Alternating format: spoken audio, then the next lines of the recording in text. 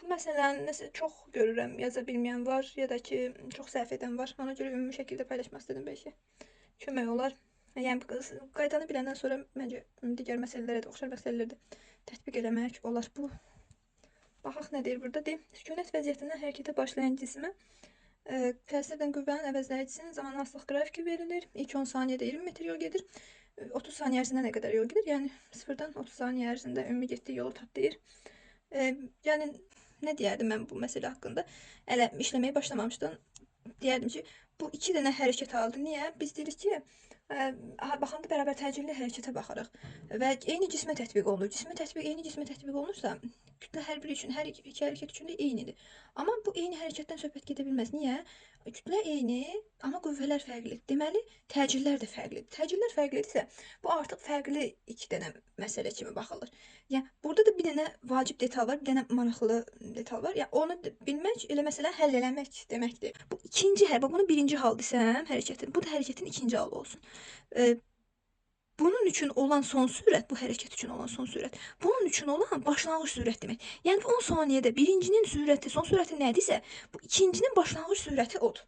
Yəni bu məsələnin sadəcə bu sürətin, son sürət adətən bunu səhv yazırlar. Niyə səhv yazırlar? Sükunətdən başlayıb deyib, buradan buranı da götürürlər sükunətdən. O düzgün deyil. Axı mən 2 dənə ayrı-ayrı hərəkətə baxıram və bu 4 Newton qüvvə ilə təsir eləyəndə belə bu müəyyən qədər yol gedir. Yol gedirsə deməli bu müəyyən qədər özünə sürət yığır da.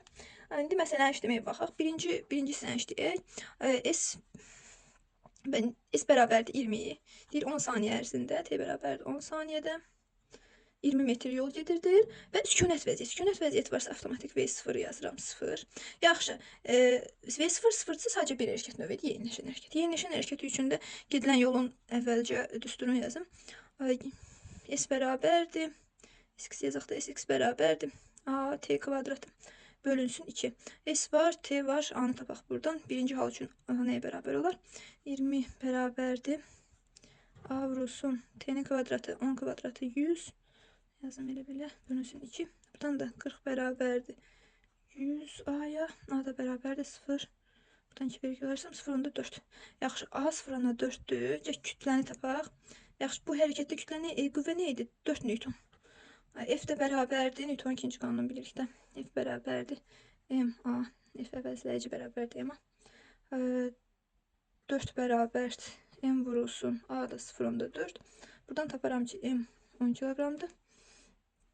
M 10 kiloqram. Bu artıq birinci məsələdən işim bitdi. Yox, bir də son sürət tapaq. Çünki bunun üçün başlanğıc sürət olacaq ikinci hal üçün. Nə yazaram? Bunu harda yazım? Bunu altdan çəkək. V bərabərdir. Yeniləşən hərəkəti V0 üstə cəmsinatı. V0'ımız yox idi. 0 üstə cəmsinatı. A-nı tapdıq.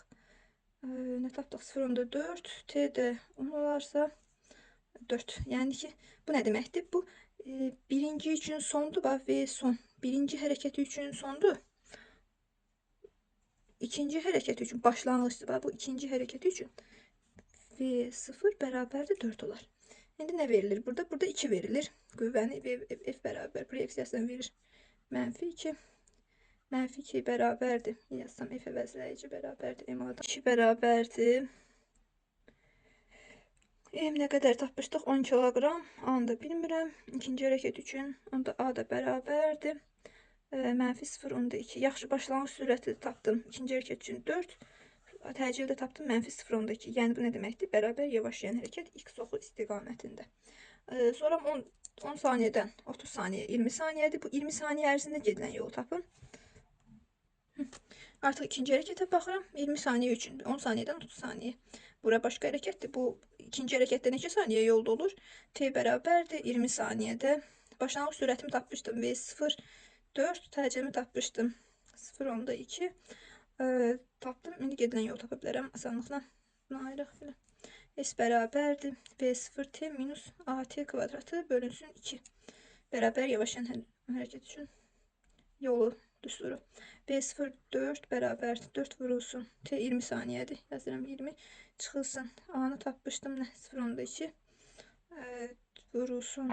T də 20 kvadratı 400 yazaram. Bölünsün 2. Da 80 bərabər çıxılsın. 0,1'i vursam 400'e. Eləcək nə? 40. 80-dən də 40 çıxanda 40. Bax, bu hərəkətdə bu qədər, ikinci hərəkətdə 40 metr yol gedib, birincidə nə qədər getmişdi? 20 metr. Ümumilikdə S ümumi də bərabərdir. S birinci üstə gəlinsin S ikinci.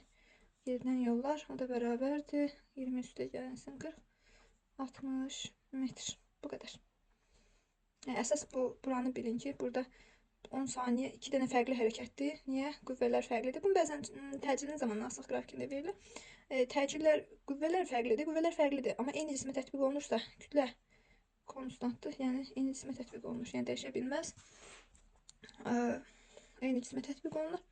Və deməli 2 dənə hərəkət var. Yəni təcillər fərqlidir. Təcillər fərqlidirsə 2 hərəkət var. Və bu hərəkət üçün nə deyə bilərəm? Bu 10 saniyə bu bitiş. Birindən digərinə keçid halı. Birinci hərəkətin son sürəti, ikinci hərəkətin başlanğıc sürəti olur. Belə. Ondan sonra işləmək məncə əsas buranı biləndən sonra işləmək o qədər də çətin deyil.